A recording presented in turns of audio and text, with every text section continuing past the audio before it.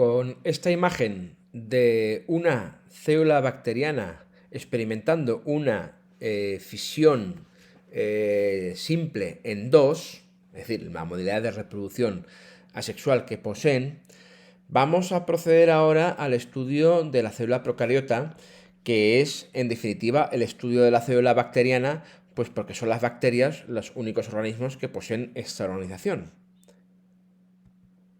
Este sería el esquema general y podemos observar que en su organización, que es bastante más sencilla que de las células eucariotas, podemos observar 6 estructuras genéricas, que serían desde fuera hacia adentro la cápsula bacteriana, la pared bacteriana, la membrana plasmática, luego el citoplasma con el cromosoma bacteriano que estaría inserto en él, en una región que llamamos nucleoide.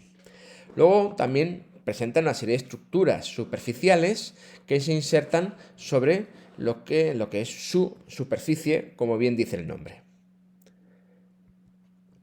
La primera de ellas es la cápsula bacteriana. No la poseen todas las bacterias, la tienen algunas y consiste en una capa mucilaginosa, como se puede apreciar en esta imagen, en una capa mucilaginosa y compuesta, por tanto, por glúcidos y glucoproteínas.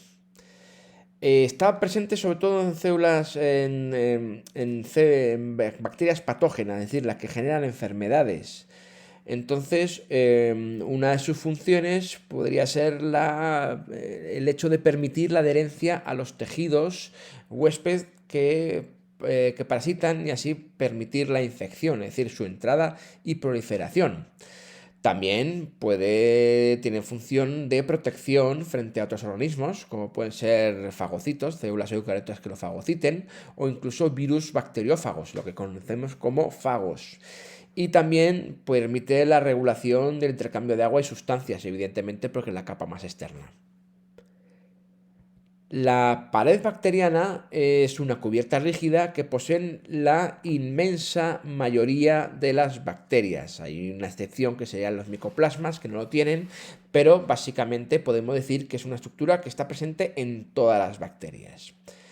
Su grosor oscila entre 100 y 800 angstrom. Recordemos que un angstrom es la décima parte de un nanómetro, o 10 a la menos 10 metros, es decir, serían de 10 a 80 nanómetros en este caso, y se compone básicamente de un polímero que es el peptidoglucano, también peptidoglicano o mureína. Esto ya lo vimos en el tema referente a los glúcidos, pero conviene repetir en qué consiste esta molécula. Tiene una parte glucídica, que es en estas largas cadenas de monosacáridos. En este caso vemos que hay dos tipos de monosacáridos. El N-acetil N-acetilglucosamina, este de aquí, NAG, N-acetilglucosamina, y el N-acetilmurámico. Estos se unen de forma alternativa. Vemos que primero es la N-acetilglucosamina, luego el N-acetilmurámico, se van uniendo por enlaces además beta-1,4 formando unas largas fibras, porque esto se puede repetir cientos o miles de veces. Además, estas largas cadenas se encuentran unidas entre sí mediante un tetrapéptido, que sería esta parte de color verde, y los ácidos teicoicos. Esto permite crear una red o un andamiaje de estas fibras que va a conferir a la mureína de una gran resistencia y una rigidez. Bien, dicho esto, podemos considerar dos grandes grupos de bacterias en virtud de la estructura de la pared bacteriana. Existen las gram positivas y las gram negativas. Este nombre se refiere a la tinción de Gram. La tinción de Gram es una técnica en la cual se añaden una serie de sustancias, una serie, digamos, de colorantes, y vemos que las gram positivas adquieren ese colorante, un color azul, digamos, de este tipo de colorantes, mientras que las gram negativas no adquieren ese color azul y quedan o bien transparentes o más bien de color rojo, porque luego a continuación se aplica un siguiente colorante que permite darles cierto color a las gram negativas y así poder identificarlos mejor y contrastarlos mejor.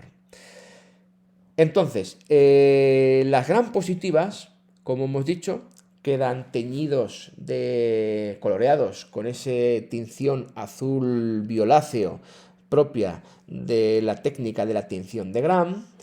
Tienen una capa gruesa de mureína asociada a la membrana plasmática. Esta sería la membrana plasmática de la bacteria y esta sería la gran capa de mureína con sus ácidos teicoicos, y esta sería digamos, la estructura de las gram positivas. Es una pared, digamos, de un grosor considerable. Sin embargo, las gram negativas, que estas quedan coloreados con, digamos, el color rojo del colorante alternativo, como he dicho antes, van a tener una capa de mureína bastante más fina. ¿De acuerdo? En vez de tener casi 800 angstrom, tendrán apenas unos 30 angstrom. Aquí estaría la membrana plasmática y vemos que asociada a esta pequeña pared de mureína está una membrana externa, parecida a la membrana citoplasmática, es decir, contiene también las bicapas de lípidos y con numerosos poros que están formadas por unas proteínas, una gran cantidad de poros que permiten una gran permeabilidad. Luego, el espacio que hay entre esta capa de mureína y la membrana externa se llama periplasma o espacio periplasmático, y ahí vemos que hay unas lipoproteínas que anclan a través del periplasma la membrana externa con la parte de mureína, la parte del peptidoglicano. Esta sería la estructura de las gram negativas, que podemos ver hay una diferencia estructural importante. En cuanto a la función de la pared bacteriana, pues en primer lugar pues, le va a dar una forma a la célula y cierta protección mecánica frente a presión osmótica, por ejemplo, a las entradas y salidas de agua. También ejerce cierta protección ante ciertos agentes químicos, ¿no? Va a regular el paso de sustancias, evidentemente, porque forma parte del límite entre el medio externo y el medio interno.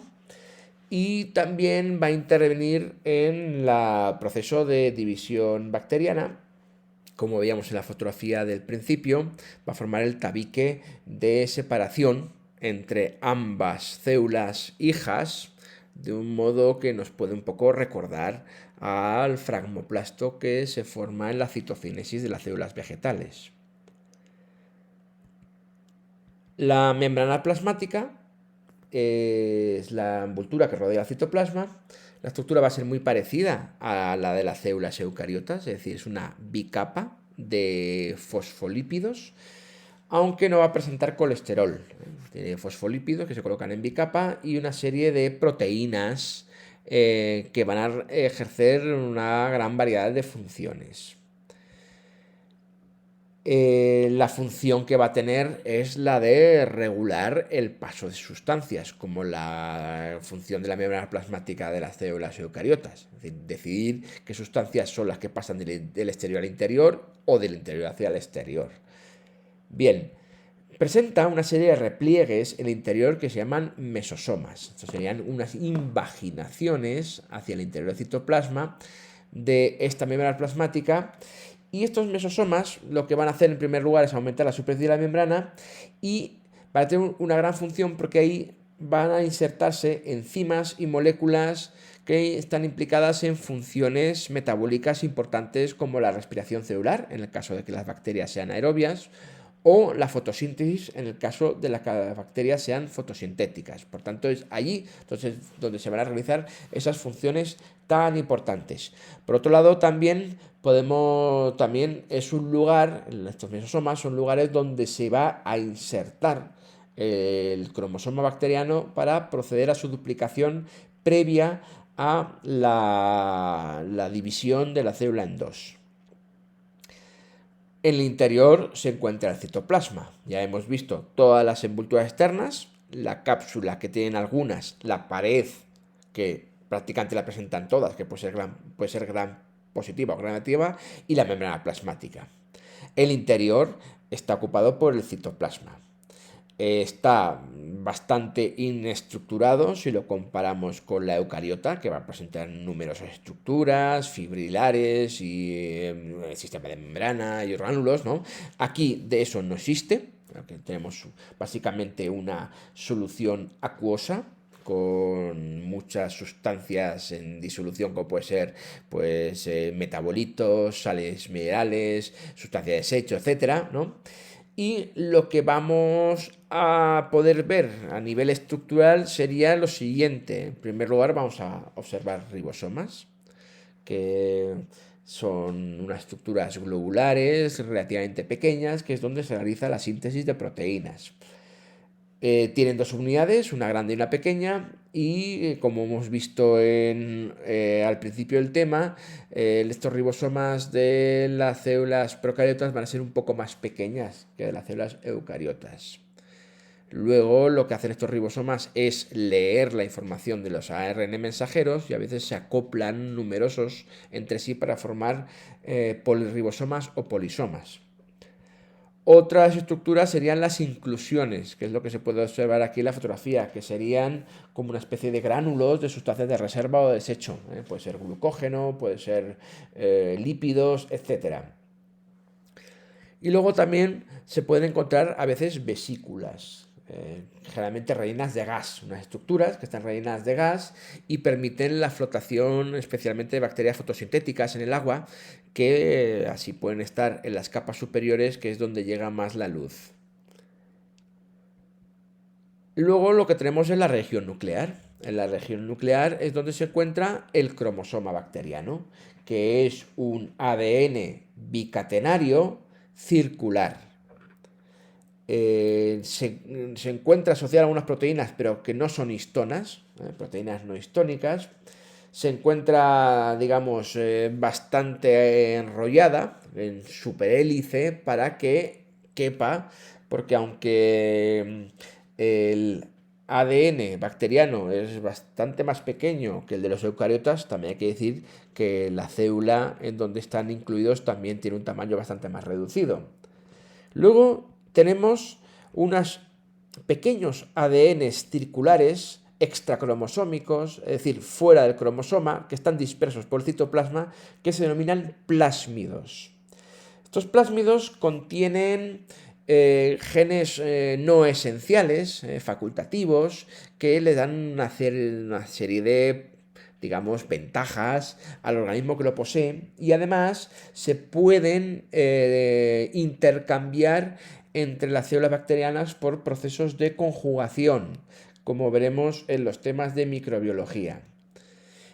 Además, estos plásmidos pueden perfectamente recombinarse con el cromosoma bacteriano. Por tanto, en definitiva, serían como unos paquetes de transmisión de genes entre células distintas y formarían parte de esas, digamos, de esos procesos parasexuales que generan variabilidad genética. Luego, por último, las estructuras superficiales pueden ser de tres tipos. Nos referimos a aquellas estructuras que están sobre la superficie y que tienen funciones variadas. En primer lugar, tendríamos los flagelos.